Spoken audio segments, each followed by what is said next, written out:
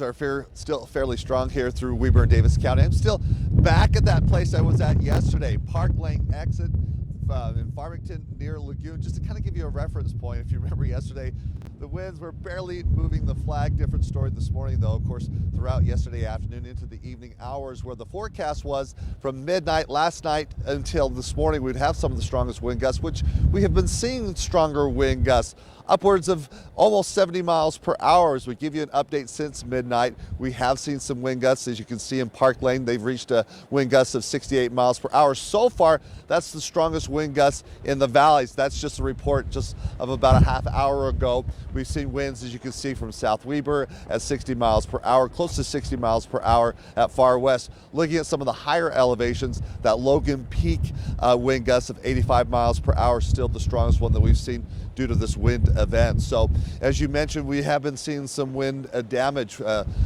toppled off fences. We've seen trampolines blown over, down tree limbs and small trees as well. We're going to be kind of scoping the area around here to see if we can find any wind damage that has occurred since midnight. But this wind event, as you mentioned, does continue on, hoping things to kind of start tapering off just a bit. We know we're going to still see some easterly winds as we move through the weekend.